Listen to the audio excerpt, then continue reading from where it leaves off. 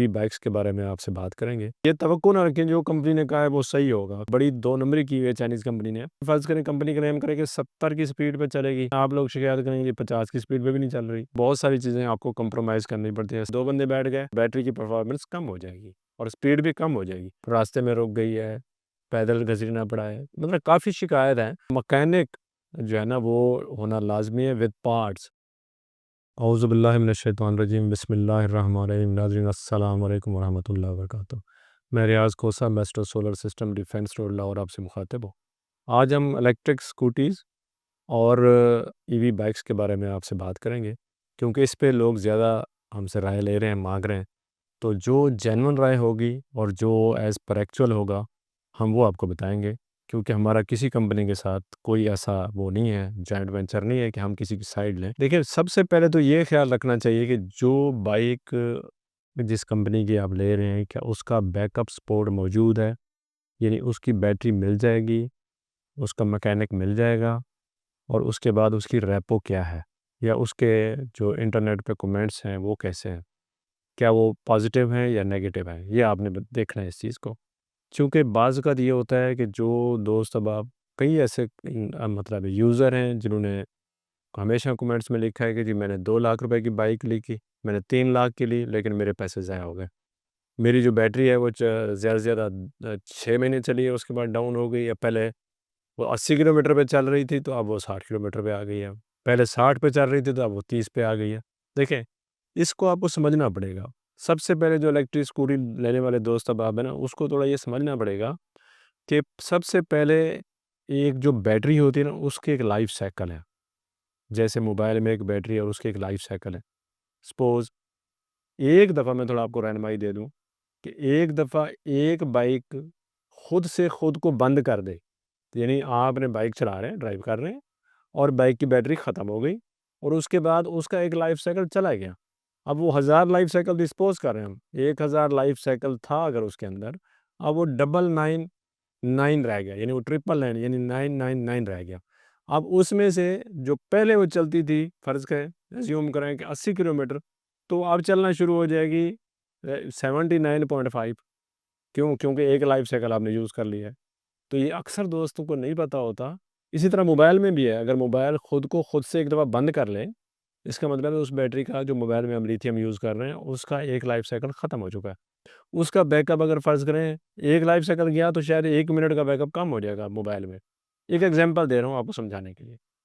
तो अब इसी तरह बाइक की बैटरी में भी है कि जब आप उसको यूज़ करते हैं, उसकी फ्रेश डेट होना लाज़मी है। फ़र्ज़ करें आपने एक बाइक ली, पता चला आपको 4 महीने पहले बाइक इम्पोर्ट की थी, और बैटरी 4 महीने पहले लाइफ़ पूरी कर चुकी है। अब आपने उसको चार्ज कर लिया और बाइक चलना शुरू हो गई। अब जो 4 महीने अपनी लाइफ़ पहले पूरी करके आई है, उसमें इसका मतलब है कि वो और 8 महीने या 10 महीने चलेगी। तो वो आप शिकवा करेंगे कि 6 महीने बाद बैटरी फ़ारिग हो गई, आधी रह गई, इसलिए कि वो 4 महीने पहले अपनी लाइफ़ पूरी करके आई है। तो हम क्या करते हैं, हम ये करते हैं कि जो हमने लोकल बैटरी को क्यों प्रेफ़र करते हैं, क्योंकि लोकल बैटरी की मैन्युफैक्चरिंग अपडेट फ्रेश होती है। उसकी लाइफ़ उस दिन ही स्टार्ट हो जाती है जिस दिन आप उसको यूज़ करते हैं, और उसमें शेल्फ़ लाइफ़ भी ज़्यादा होती है। अब एक तो आपने बैटरी का ध्यान रखना है बाइक में कि वो बैटरी की इम्पोर्ट कब है और बैटरी की डेट ऑफ मैन्युफैक्चरिंग कब है। क्योंकि उसके साथ ये बैटरी की बाइक की रेंज और स्पीड बहुत ज़्यादा रेलेवेंट है। क्योंकि कंपनी जो क्लेम करती है, फ़र्ज़ करें कंपनी क्लेम करे कि 70 की स्पीड पे चलेगी, तो बाद में आप लोग शिकायत करेंगे 50 की स्पीड पे भी नहीं चल रही, या एक बंदा और बिठा लिया तो पता चला 30 की स्पीड पे आ गई। ये मामलात हैं, जहाँ पे आपको इकॉनमी मिल रही है, जहाँ पे आपको फ़ायदा है, वहाँ पे आपको कुछ चीज़ें कंप्रोमाइज़ करनी पड़ती हैं। आप ये ना सोचें कि जैसे मोटर बाइक है पेट्रोल वाली वैसे ही ये होगी, ऐसा नहीं है। इसमें बहुत सारी चीज़ें आपको कंप्रोमाइज़ करनी पड़ती हैं। जैसे आपकी बैटरी फुल चार्ज होनी ज़रूरी है जब आप घर से निकलें, और उसके बाद बैटरी फ्रेश होना ज़रूरी है जब आप मोटर बाइक ख़रीदें, और उसके बाद जब आप ट्रैवल कर रहे हों और वापस आएँ तो आपको पता होना चाहिए कि कितनी बाइक है, और उसके बाद जब आप इस पे ज़्यादा लोड डाल दें, सपोज़ आप 2 बंदे बैठ गए, तो ये ज़रूर ज़हन में रखें कि उसमें से अब बैटरी की परफॉर्मेंस कम हो जाएगी और स्पीड भी कम हो जाएगी। तो ये तवक्को ना रखें जो कंपनी ने कहा है वो सही होगा। वो असल में जो कंपनी कहती है वो उस एनवायरनमेंट के मुताबिक कहती है जो फ्रेंडली होती है, यानी जो मैक्सिमम पे होती है, जो कि यूजुअली 80-70% ही होती है। यानी अगर आपने 100 किलोमीटर का ज़हन में रखा तो उसको 80 या 70 किलोमीटर रखें। तो फिर वो आपकी एक्सपेक्टेशन पूरी होगी। जो बैटरी है, जैसे दोस्त अब आप पूछते हैं कि वो कैसे होनी चाहिए, जैसे देखिए बैटरी ये पड़ी है ना, ये फ्रेश डेट की बैटरी है, यानी इसने भी अपनी लाइफ स्टार्ट की है बैटरी ने। तो अब ये अगर 18 महीने चल जाए या 24 महीने चल रहे तो आपके पैसे पूरे हो जाएंगे। लोग ज़्यादा पूछते हैं कि इसी शेप में हमें लिथियम दें, तो लिथियम पॉसिबल नहीं है, क्योंकि लिथियम के लिए बीएमएस प्रॉपर होना चाहिए और उसके बाद टेम्परेचर मेंटेन होना चाहिए। कई हादसे हो चुके हैं लिथियम बाइक के अंदर, क्योंकि इसको जो है वो ज़ाहिर है प्राइस को देखना होता है, और यूज़र ने जो मैन्युफैक्चरर ने प्राइस को देखना होता है, फिर उसने सेफ्टी को भी देखना होता है। इसकी इस ईवी बाइक की भी काफ़ी शिकायत है कि जी रास्ते में रुक गई है, पैदल घसीटना पड़ा है, मतलब काफ़ी शिकायत है। लेकिन ज़ाहिर है हमने उस तरफ जाना है जिस तरफ दुनिया जा चुकी है। उसमें जब आप, जैसे हमने सोलर में काम शुरू किया था, लोगों को पता नहीं था कि सोलर के उसमें गैप इतना ज़्यादा था। अभी हमने लोगों को बताया, शऊर दिया कि ऐसे नहीं, ऐसे होता है। तो अब काफ़ी ज़्यादा लोग जो है ना, बल्कि हमसे भी ज़्यादा लोग जानते हैं सोलर के बारे में। कम ही लोग हैं जिनको सोलर की इन्फॉर्मेशन ना हो। हम लोगों को बहुत ज़्यादा सोलर की इन्फॉर्मेशन होती है। इसी तरह हम आपको थोड़ा गाइड करेंगे कि जी इस ईवी बाइक को लेते वक़्त आपको क्या ख़्याल रखना चाहिए। एक तो आपने बैटरी का हमने आपको बता दिया। दूसरा हमने आपको बताया उसकी जो स्पीड का भी कंप्रोमाइज़ करना पड़ेगा। तीसरा उसका जो है ना वो मैकेनिक जो है ना वो होना लाज़मी है विद पार्ट्स। क्योंकि जिस कंपनी का आप लेंगे आपको उसी के पास ही जाना है दोबारा।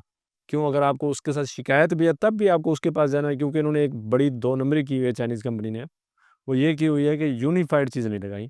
सपोज़ एक एडाप्टर है, तो हर कंपनी का अपना है। कनेक्टर है, हर कंपनी का अपना है। बैटरी है, हर कंपनी की अपनी है। एक चीज़ यूनिफ़ाइड है।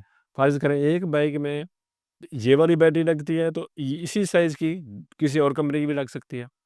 यानी 32 एम्पेयर लगती है तो 32 एम्पेयर की किसी और कंपनी की भी लग सकती है। लेकिन कनेक्टर में, अडॉप्टर में अभी तक कोई प्रॉब्लम मतलब कोई यूनिफ़ाइड नहीं हुआ, उसमें प्रॉब्लम है। ये चीज़ें आपको कंप्रोमाइज़ करनी पड़ेंगी।